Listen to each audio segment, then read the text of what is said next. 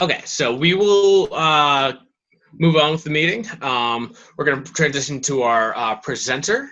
Uh, Again, that is Ashley Nunez, who will be giving us a informative talk on making your own bitter. So, Mike, do you mind unmuting her?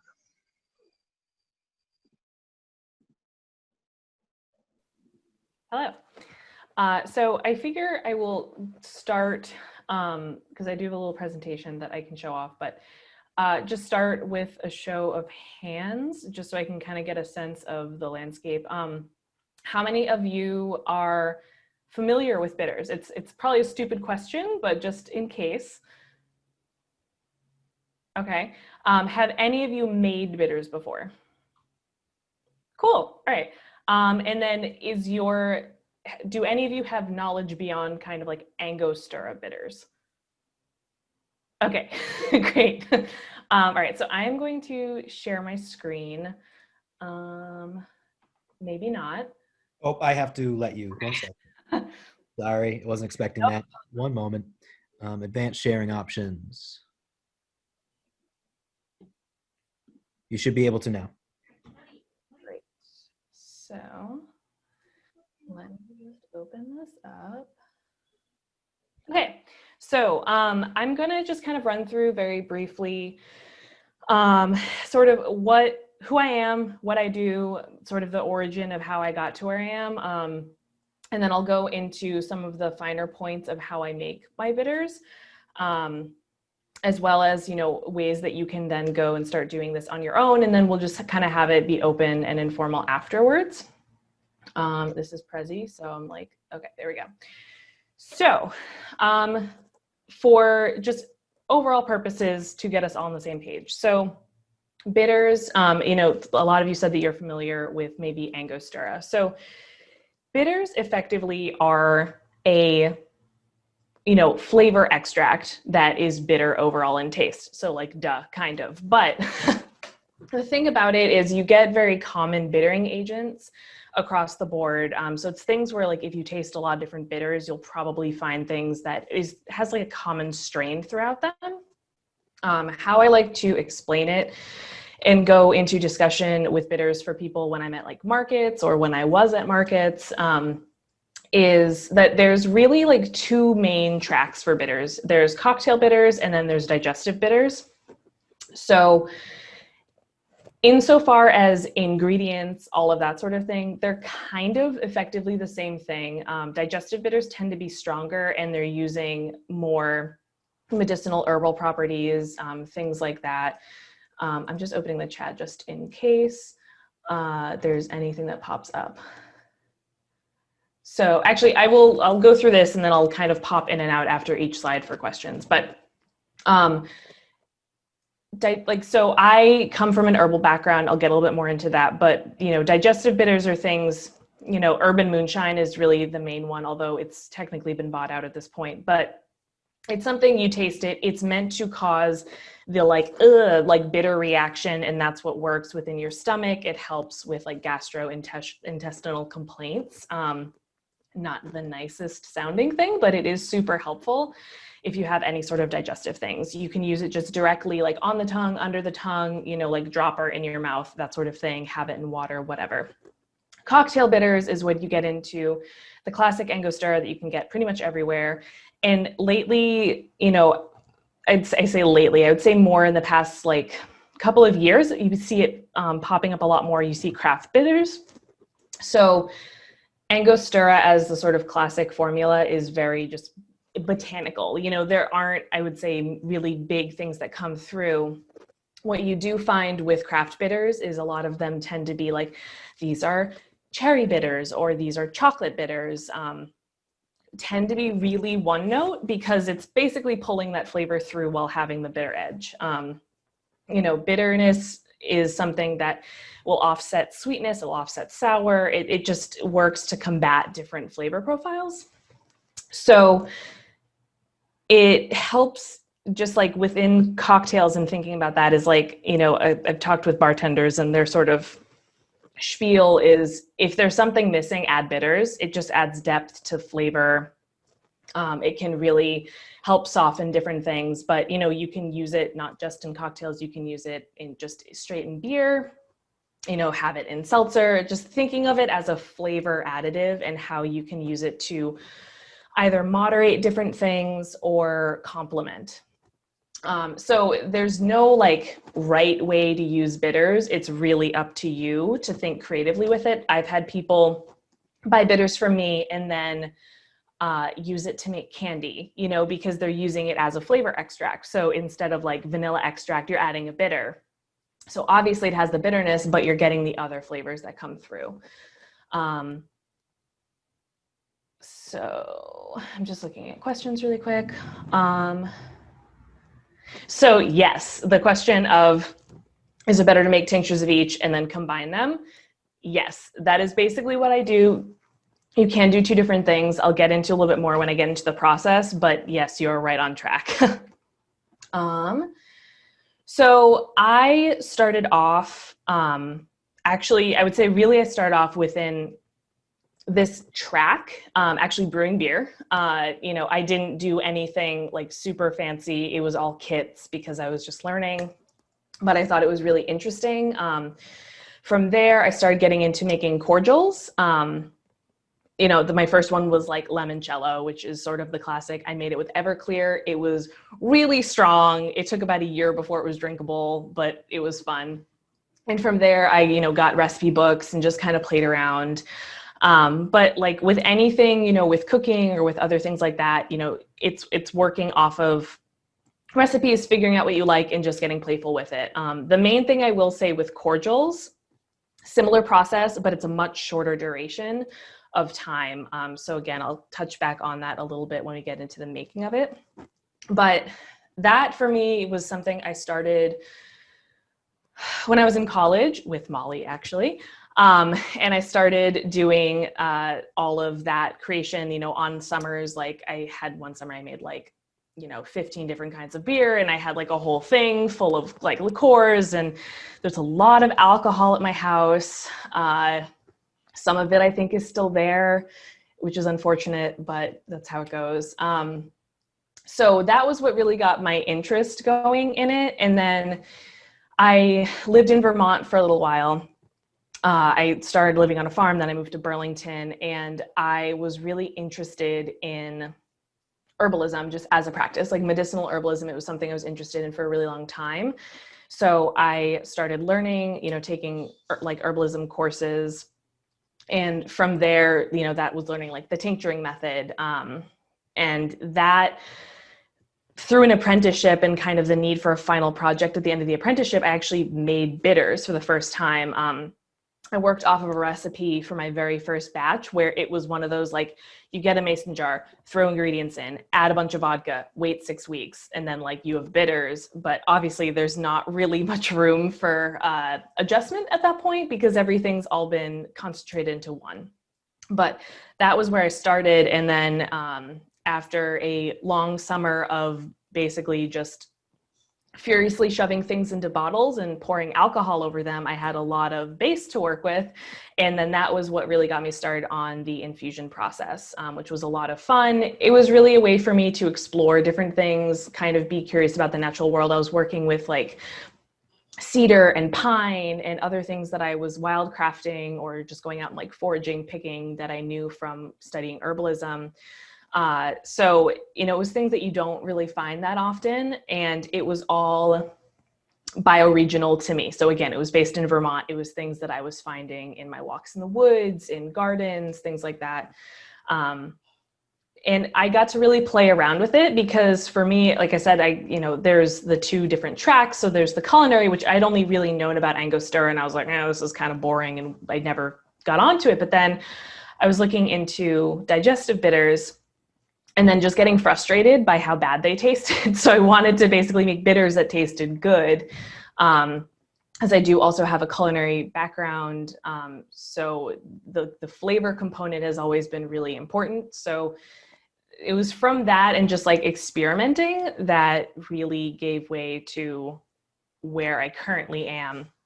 And, I have the comment of like lingering, diversion, and the fantastical. So a lot of my influences actually come from literature. They come from history. They come from folklore, mythology. It's something where like, if you ever read a book and you find a passage of something and you're like, wow, I really wish I knew what that tasted like. That's like how I make a lot of things, is I base it off of this idea of like, I really want to know what that tastes like. Or there's this overarching like mood or feel of something that I want to have, is it's playing with this idea of sense memory, where you taste something or you smell something and it'll trigger a memory. So it's playing with that sort of concept. So for foraging in Rhode Island, Massachusetts, all that sort of, I don't have as much experience in Rhode Island. Massachusetts has been definitely hard since I've moved back here. It's been a lot more challenging because Vermont, you just kind of walk in any direction for a long enough time and you find a place that's like relatively undisturbed. So yeah, like foraging, wildcrafting safely, like getting a book to learn how to identify things is like number one on that. Ideally, if you can go for herb walks with people, that's best. To learn like not to taste, and also just not to take, because we don't want to like really take over a bunch of stuff that's growing. There's kind of this idea within herbalism. It's like you should never really take more than like, the percentages vary, but more than like 40% of anything that you find. No random mushrooms. You can only taste it once to make sure that you're not going to die. But otherwise, it's really something where it's hard. And honestly, unless you know an area, I would not really advise harvesting from it unless you know it's somewhere that is relatively undisturbed.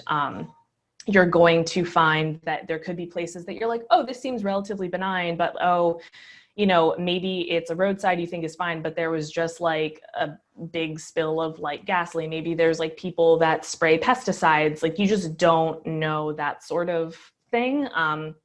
So it's really getting a relationship with your landscape and learning the area. Places that are more like reserve-like will tend to be better, but then you can also get into problems with like taking from either like state forest or things like that, and you can be fined. So don't do that either. So getting started with this it's actually very simple to make bitters and to do any sort of infusion process like this. Because basically what you need is a jar, plant matter, and alcohol and time. And that's pretty much it.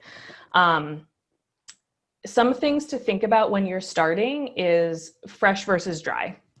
So I mentioned before, like sort of the idea of like the bioregional focus and everything, because if you go out and, the best example that I have is when I was in rural Vermont on a farm and I had peppermint that I just plucked from the ground that was growing wild.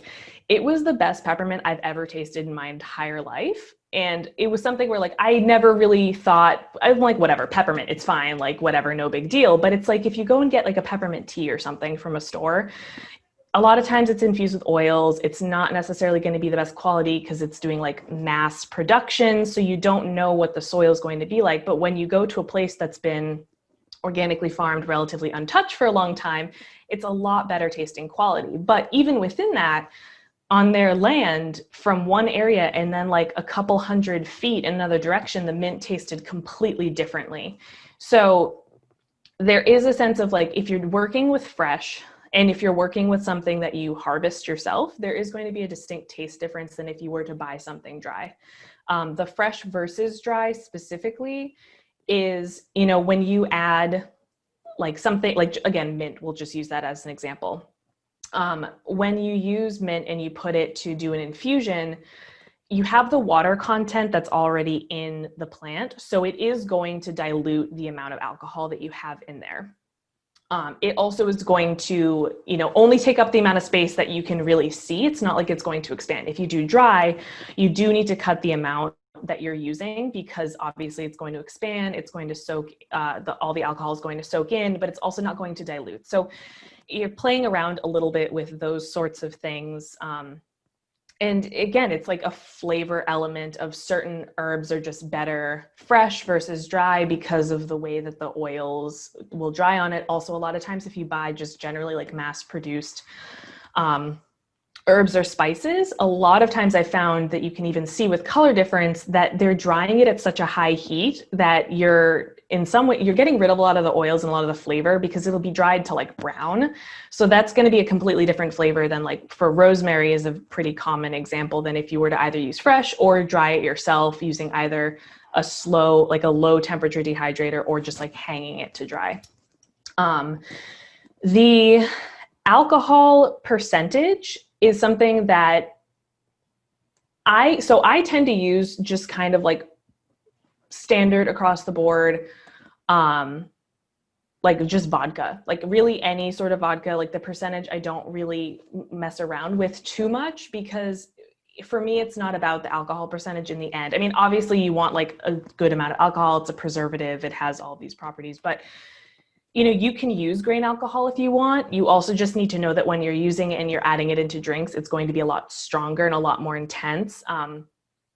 I learned it from the like herbalism, like, well, from two methods really. So there's the folk, and then there's like the herbal medicine tincturing method. Tincturing, if you get into like the medicinal properties of it, then you start to really, that's when I would say proofs and like the percentages of alcohol really matter, because you're trying to pull out certain constituents in the plants. When you're doing something just for flavor, it doesn't matter as much. For like the extraction, for something with like roots, for instance, like a higher, or resinous things, I'm talking like really resinous things, a higher proof is going to yield a little bit more of that. The flavor though, honestly, like I haven't found too much of a difference, because it's something where you're having it sit for so long and it's infusing for such a long time that, you know, you might find a little bit of a difference, but I've just found it's easier across the board to just stick with a standard proof, to just kind of go with it. Yeah, like a 80 to 90 proof start point. Just start there. You know, you can really play around with it, but I haven't found too much of a difference. Some people will get like Everclear and then they'll blend water to get it to the percentage that they want. One thing I will have as a warning, because I actually heard this from the former owner of Urban Moonshine, but that's what they do on a large scale. They'll blend with grain alcohol. They'll add in water. You need to make sure you mix it properly, because they have had situations where they will mix the water with the herbs and then pour the grain alcohol on top. And they've actually had explosions because the herbs start to ferment, because they kind of get capped over by the grain alcohol. When you're doing it on a small scale, it is very unlikely that anything like that will happen. They do it in like these large sealed vats. So, you know, it's something that you won't really have to worry about too much. So higher water content and things going off at room temp. So I have never had anything go off on me. When you're doing infusions, you know, I have done things where I take a jar and I fill it and like pack it as much as I can, and then I pour alcohol and I do that, let it go, like both with fresh and dry. I mean, with dry, you want to do less, again, because of the expansion issue. I've never had anything go off. The thing that people ask me about, like, how long does it last? I mean, forever, because it's an alcohol infusion. What you will get is after about a year, and I say a year just because it's kind of a good point as a reference, you will notice that the flavors are going to mellow, they're going to dull. Some things actually can be really quite nice afterwards. You know, I've had bitters that I made and then I go back a year later and I was like, oh, damn, like this is really nice. And it's like it aged in a really interesting way. You know, it's the same thing with like if you were to do cordials, if you were to do anything like that, there is aging that you want it to do because you want all the flavors to get to know one another. But there really is no problem in terms of going with like it spoiling, unless you were like, I don't know, doing something so incredibly like, you know, I guess like maybe if you were doing like whole giant cut pieces of melon in a jar and then like a tiny bit of alcohol, even that, I think the alcohol would be enough that it would preserve it for the most part. But I wouldn't advise that personally, but I would say that that might be maybe the one situation where it could be kind of funky. But I mean, so the process that I just give people to go for is kind of like the folk method, where I will weigh things and I'll keep notes because I want to know, oh, if that ratio worked out really well, then I want to be able to go back and reference it. But like a really basic sort of way to think about it is have a jar, fill it about like 2/3 of the way full with whatever herb, plant, thing you're looking at. And then just fill it the rest of the way with alcohol, make sure you're shaking, keeping an eye on it, that sort of thing. And then you let it sit for 6 weeks and then you have a tincture. So this is, one specific thing. What I would do if you are looking at doing a lot of bitters making or really getting experimental is have a flavor library where you just have a whole bunch of different tinctures that you can then blend together. And so that is how I make my bitters, is I will just have a whole library of different flavors and different tinctures that I've made. So they're called simples in the herbal world, but just single tinctures. And at that point you blend. So there's many things that can bitter. Bitter being just, it creates a bitter flavor. So obviously hops is a very common one that you are all very familiar with. But other things like that I've wildcrafted, like mugwort is something that can bitter. Like dandelion root can bitter. The most common thing, and the thing that I actually use in all of my bitters just to keep a note of consistency, is gentian root. I have yet to find it local to myself to be able to go and harvest it. But I do buy it. I mean, it's something where like the next day after doing it, it's going to be so bitter that you're not going to want to taste it anymore, but do the 6-week process. The other difference between looking at doing bitters and looking at the tincture process versus cordials is that with the cordials, you're doing a much like shorter window of infusion. So you're doing like 3 days, maybe. And then at that point, you're letting it mellow for about a month or something like that. Because for that one, you're just drinking it straight, you're having like little sips of it, you're doing something like that. So you just want the flavor to be there. You don't want it to be super intense. With bitters, you're using a really small amount in however much you're using, like a cocktail, adding it to seltzer, if you do take it straight or something like that. So it needs to be really strong, which is where the 6 weeks comes in, and where you're getting like really intense stuff that you're probably not going to want to take any of it on its own because it's just going to be way too much. And then this is where the blending comes in to kind of moderate it all. So pulling out the flavor additives after a long period of time or leaving it in the whole time. So for the 6-month duration, you're keeping the plant in there. So again, whether it's a spice, an herb, a root, or whatever. So you're just basically like bottle, botanical matter, alcohol, 6 weeks in a dark corner that you shake occasionally. And then at that point you will strain and then rejar. Certain things will kind of get like a sort of powdery residue depending on how fine your strainer is. So I would, in some ways, let it settle and then rack it basically into another thing. So you're just getting rid of the residue because that's not fun to consume. You're just keeping it and you're extracting it that way. You can extract things in the freezer. I tend to do everything at room temperature just because I don't want my life to be overly complicated. So I do it as simply as possible and as a way that basically, like I said, anyone can do this. It's really just a matter of having a shit ton of alcohol and a variety of plants and things to work with. In certain situations, if you really want to get crazy, like it might even make sense to just buy like a huge, like multi-gallon thing of whatever alcohol you want to do, use that, make a whole bunch of jars. But that's really the whole process. It doesn't sound like super scientific or glamorous. And that's kind of the point with the idea of this folk method, is it's something that is approachable across the board. I guarantee that if you talk to someone who like mass manufactures this, they're going to like have a whole bunch of different things going on. But I like to keep it simple because this is not my full-time job, ultimately.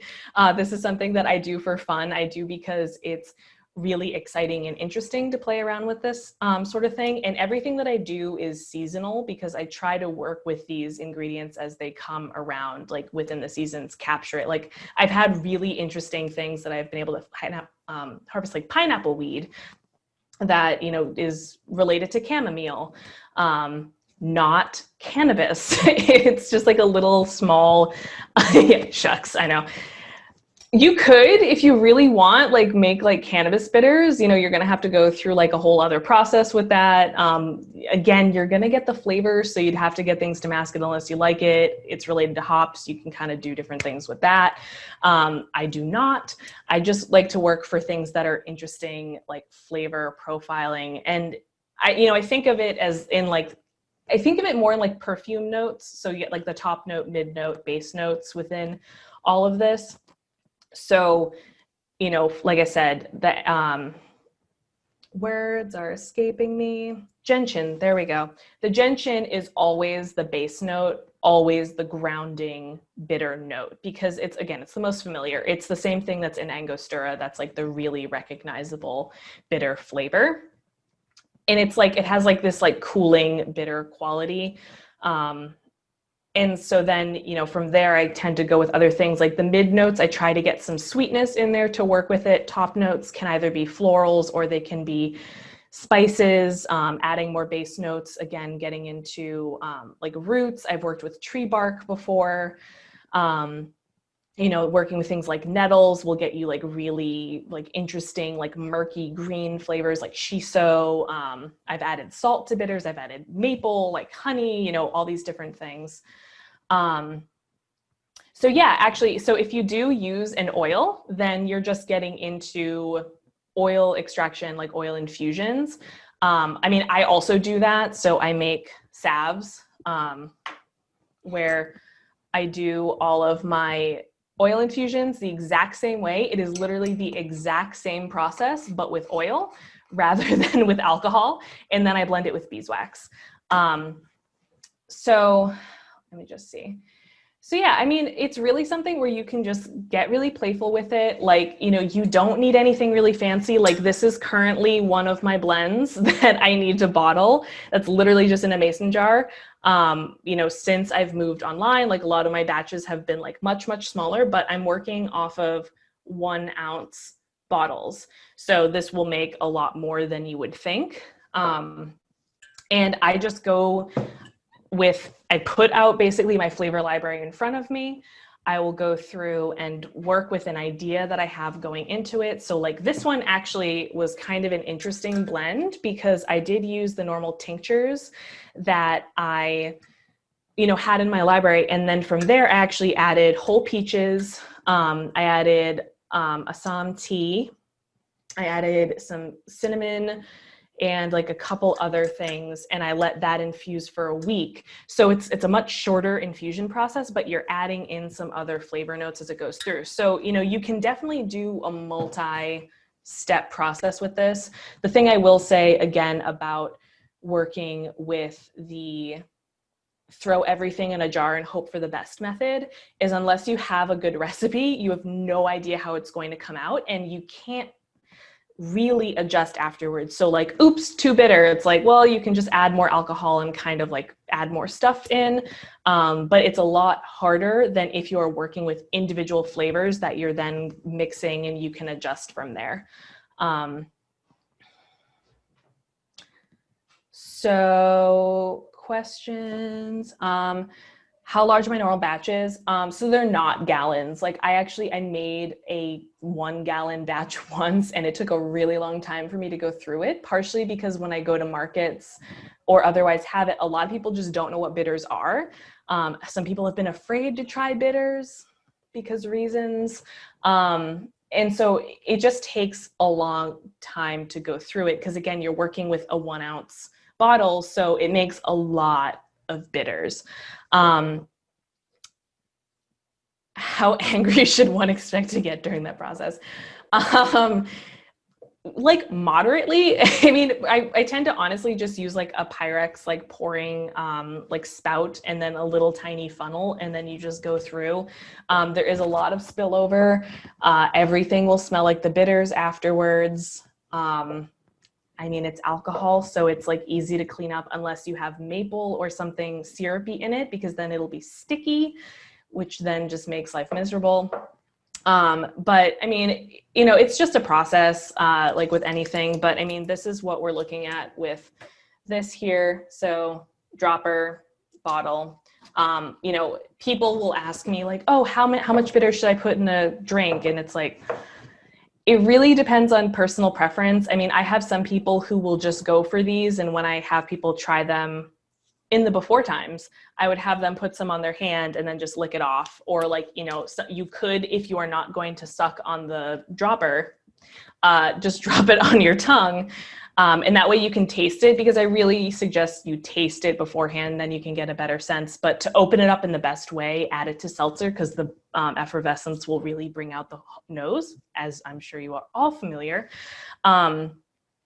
So, you know, some people would have like a like reaction and just be like, it's good, but I just hate it. And it's like, all right, that's fair.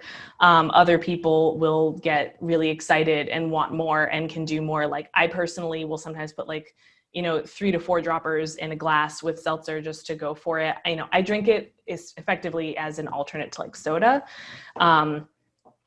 But some people like a couple of drops and they're like losing their mind. So it's very much to each their own. I'm gonna stop sharing, and then I'm happy to just like open it up to talking questions. If anyone has more specifics, I know I just rambled through a lot of things and it was as it came to mind, so. All right, so as we usually do, at the bottom of your screen, there's a button that says participants. If you click on that, there should be a raise hand button. If you click that raise hand button, that lets me know you have a question. I can unmute you.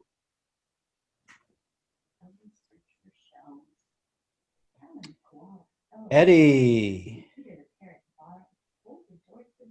Hey, everybody. So specifically for your products, aside from buying at a market in Massachusetts, how can we get them? I have a website. I can actually just really quickly type it in here. But yeah, basically everything that I've done is all online at this point. I had a couple of shops that were stocking my products once upon a time, but no one really does it anymore. Bitters are just a hard sell. Again, people aren't super familiar with them aside from Angostura or maybe a couple other ones. So it can be really unapproachable, frankly, for a lot of people to just stumble upon it and understand it. Also because of the method that I use, which is unusual, where I tend to go for a very complex picture and flavor profile versus like, this tastes like chocolate and death. You know, I try to go for something that is, it's very like interesting, it's rounded, it has a whole bunch of different notes poking through. I currently actually only have 2 in my shop, but I have a shop update coming on Saturday and another one in October where I'm gonna be releasing 2 more. But you know, like this one that I'm holding right now, so this one's called Oceanus and Furious. I just sold out of it, but it was a part of this like, you know, couplet that I made, one for above water, one below water. I was researching into like historic like seafaring folk, and for the above water, like what type of cargo did they carry, what was their diet like what can I do to create this like, you know, feeling of kind of being above water, being on a ship, you know, traveling back and forth. With Infurious, it was kind of like sea monster and then make that bitters. So this one is, both of them have salt in them. So there is a pronounced, you know, not overwhelming, but there is a note of salinity to them. This one does have shiso in it. So it has kind of that like funky sort of green flavor. Whereas like the Supra was like more like tea, it had lime in it. It's kind of like lighter flavors, So just one quick follow-up, if I'm permitted. The ones that specifically you make, would they be better suited for being put in a cocktail, or is it better for like seltzer water and bitters and that? Either. I mean, I will say that, you know, if people are asking me about my products and how to use them, there's definitely ones that go better with certain types of alcohol, just because of how I make them. Like there's some that if they're a lot lighter, I'd suggest they go in like gin or with vodka or something, versus if they're a lot richer. If you try to do that in gin, you're going to get like kind of clashing flavors. So I would suggest going like rum or whiskey. So they're definitely, you can definitely use them in cocktails. It's going to depend on the type of alcohol you like, the type of cocktail you like, and that's how I would sort of guide you to which one would be a best fit. But having them obviously by themselves is just going to bring out the flavor profile of what they are. But like I had one that had Lapsang Souchong in it, and so it's very smoky. So people actually were using it with whiskey as a way to moderate how much smoke was in the whiskey, as opposed to having like a scotch in a cocktail or something.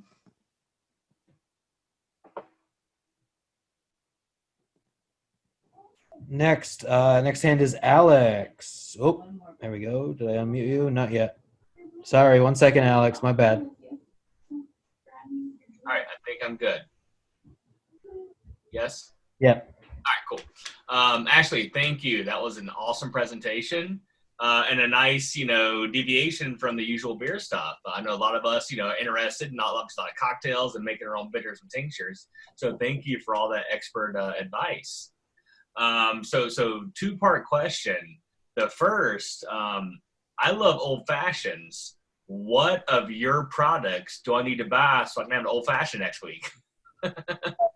Right now, the two that I have in the shop are very heavily influenced by fairy tales, because that was the mood I was in this spring and summer. So one is called Fairy Ring. So it's this very herbaceous, light, floral bitter. Definitely suited for gins or vodkas. The other one is called Fairy Ring. It's, if any of you are familiar with the poem The Goblin Market by Christina Rossetti, it's this very kind of like fruity, rich, sort of like, like the like lusty kind of flavors. There's like saffron in it. It's like a very sort of darker, like floral. So something like that could be really interesting, because saffron plays so nicely with whiskey. I didn't know that. And that's called Fairy Ring? Yep.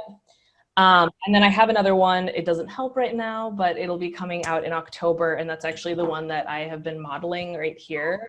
That's called Last Harvest. And so that's one that has peaches and Assam tea. So it's a lot darker. Got me a peaches. I will be on the lookout for that on your website. Thank you. Yeah. And then the second part of my question is more of a market business question than it is an actual question. But so, Angostura is really the only bitters brand I know.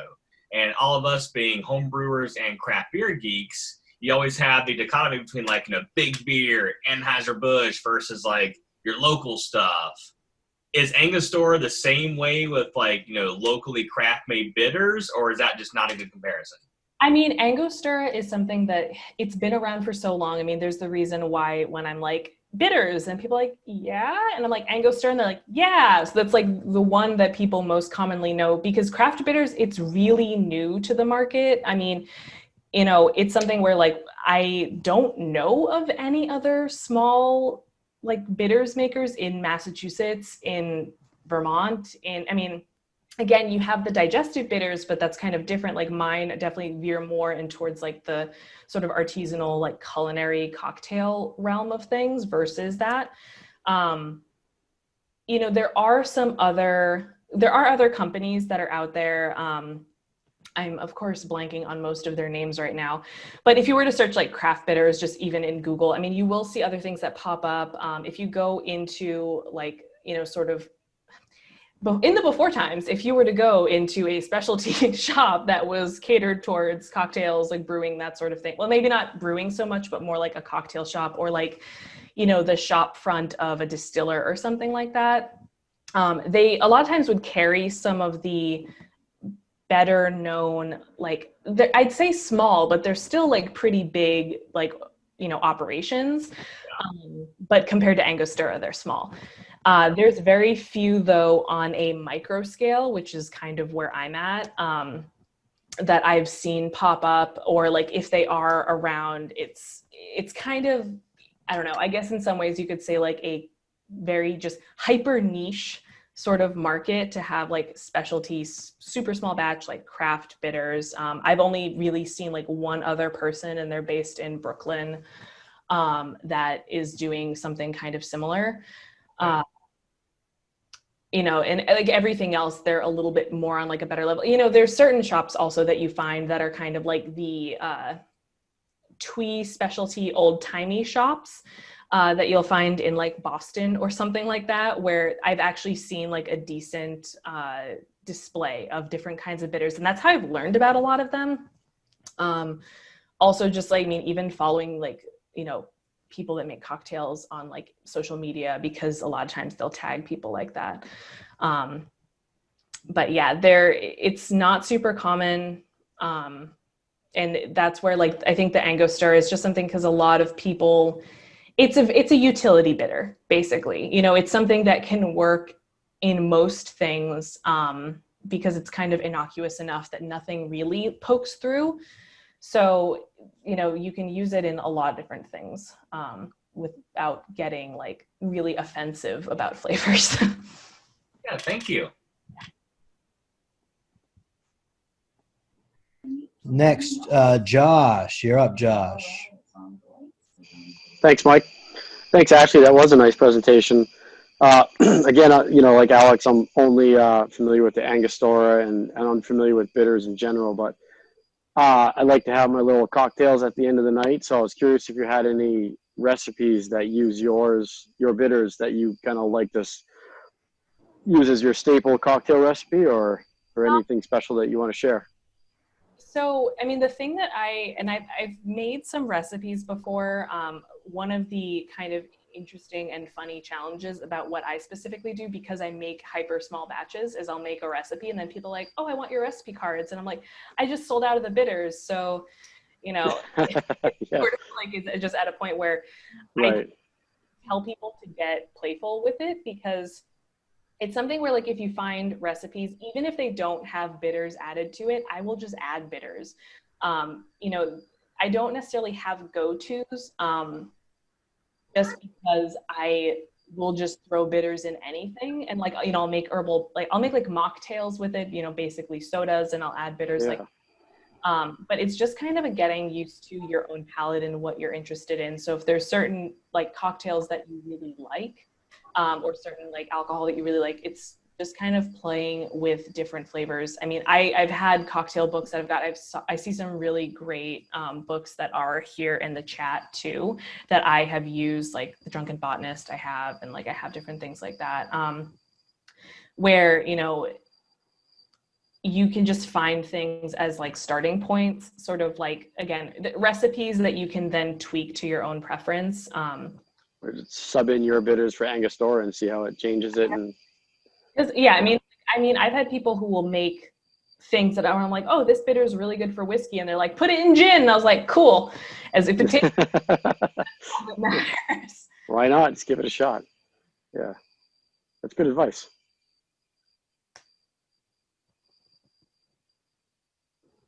All right. Next is Rich. All right. Thanks again, Ashley, for doing the presentation. Very informative. I kind of had two unrelated questions, but I think they'll be relatively quick answers.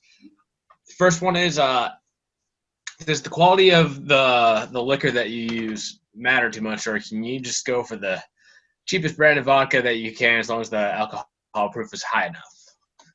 Yeah, I mean, I would say that you could, so this is kind of, again, a somewhat personal thing. If you have a very distinguished palate and can pick up things, then go for it and get the bougie alcohol.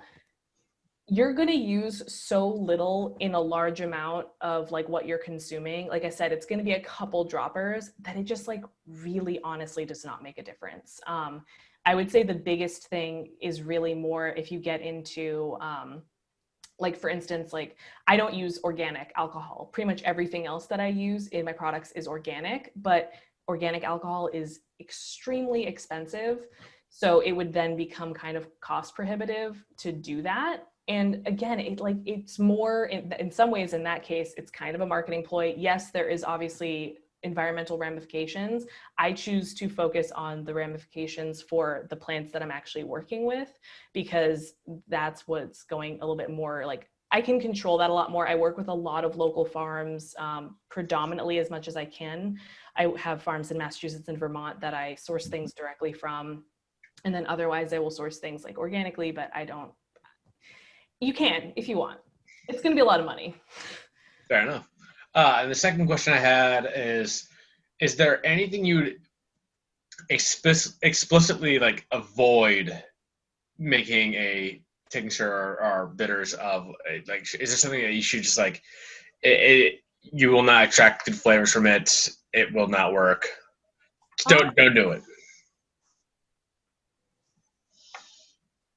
It's interesting. I would say the only thing that I've ever extracted and tinctured that I've been like really rudely surprised by has been basil, because it just smelled like a pizza shop. Like that's honestly been the only thing that I've been like, oh, that's weird. I was not anticipating that. But it's more so, I will say one thing that I will caution, because I have done it and I do have it in my like flavor library.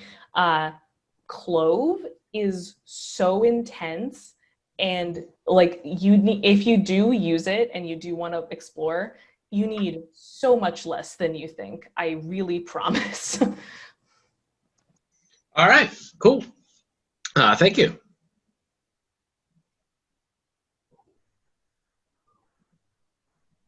Anyone else have any questions? I don't see any hands up at the moment. There were a couple, but they went down. Alex. Yes. All right. So kind of an embarrassing question. So Ashley, I just ordered one of your bitters off your website. Wait, can you hear me? Yeah. And then my wife came in and was like, she looked at your menu and was like, what the fuck's wrong with you? You should have ordered both. Can I talk to you offline and order both of them and charge for shipping twice? Here, I'm going to type in my email, and anyone is welcome to and ask me any questions. If you have follow-up stuff, if you think of something a week from now, like I'm happy to answer any questions. And I also did see another question in the chat that I did want to mention. So brown bottles, I just get them bulk. Like you can find them online from a lot of different places. I use Specialty Bottle is the main place where you can get like all different sizes. You know, it comes with like the dropper and everything. So this is just my own like weird like convention of how I do it. So I actually use old dictionary pages because I had them and I thought it was cool, and it's just become like how I package my bitters. So I print out this, it has a description, it has the ingredients on it. I make like little like verses to go with it to kind of give you a feel, and then I just wrap it. So this is just actually like what my bitters look like if you were to buy them. I know that I could get stickers, but I like this even though it's a pain. So there might come a time when I eventually decide that I don't want to be twee anymore, but until such a time, I'm going to keep wrapping them in dictionary pages. Excellent. Patrick. So, how favorite new word learned while using dictionary pages? How much of the dictionary do you have left? So it's actually, I got it in college because it was just some random, like really old books that were left over. So it's one of those like multi-volume sets. But some fun words that I have stumbled across because I have the end of the alphabet for some reason is vampire, witch, and werewolf. So I've had those, which have been fun. And whenever I found them, I'm like, I need to do something really special with these. So I actually did, so I do custom bitters as well. It's something where I'll work from my flavor library. People will come to me. Someone's given me a poem and just said, here, make bitters out of this. And I've done that. A friend came to me, literally sent me the text, can I have werewolf bitters for beer? And I said, yes. And so I ended up looking up lycanthropy historically and making bitters based off of the types of herbs and things like that you would find. It was a very fun project. That is what I used the werewolf page for. I have quite a bit left still, and I didn't even have the whole alphabet. Follow-up on the lycanthropy bitters. Were those to repel the werewolves or to attract the werewolves? To become. Oh, dip. All right. Look up potion. That's all I had. Thank you. Yeah. Last call for any questions for Ashley. I saw one question about allergies. Is it a allergy concern or?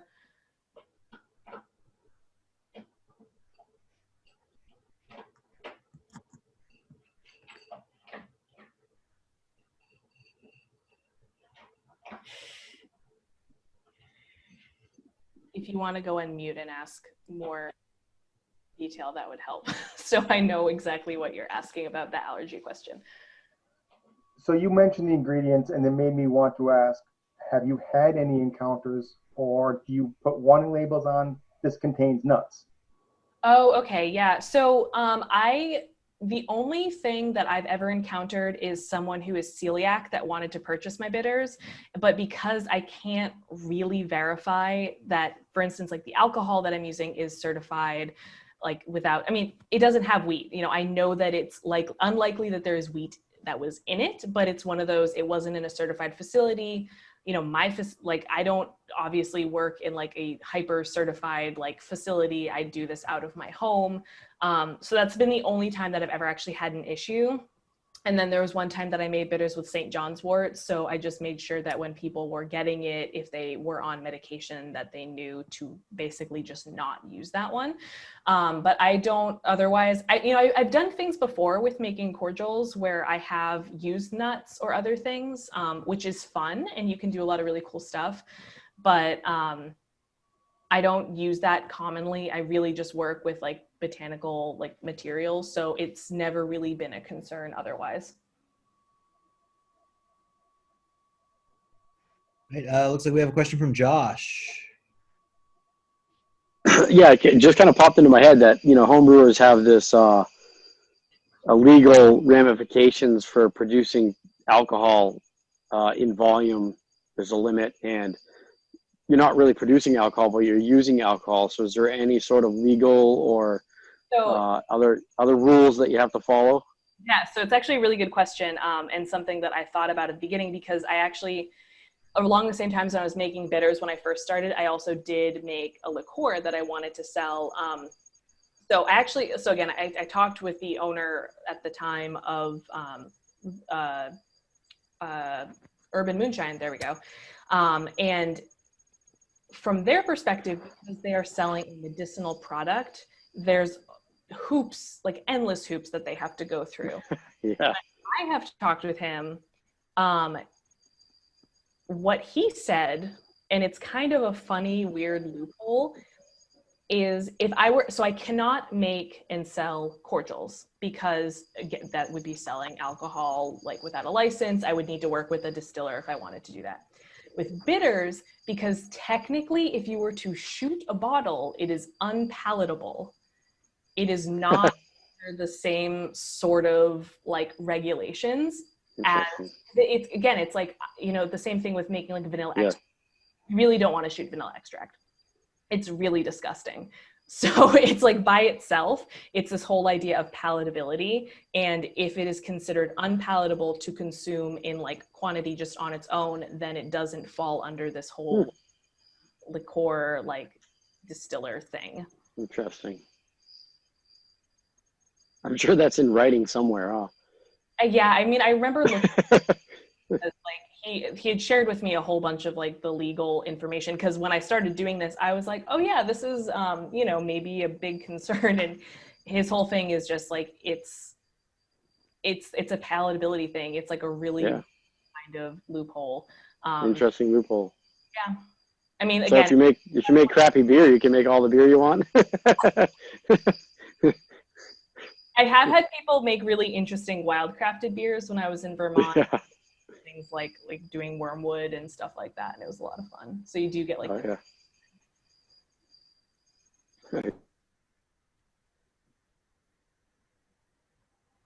Any other hands? Any other questions?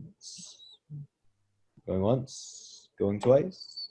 All right. Thank you again, Ashley, for everything. It was a wonderful presentation. Thank you for answering all our questions. Yeah, and like I said, if anyone has any questions, my email was in there, and like, please feel free. I'm open whenever. You can DM me on like Instagram, whatever. I'm on social media way more than I should be anyway. So. Right on. Well, thank you very much, Ashley. It was super informative.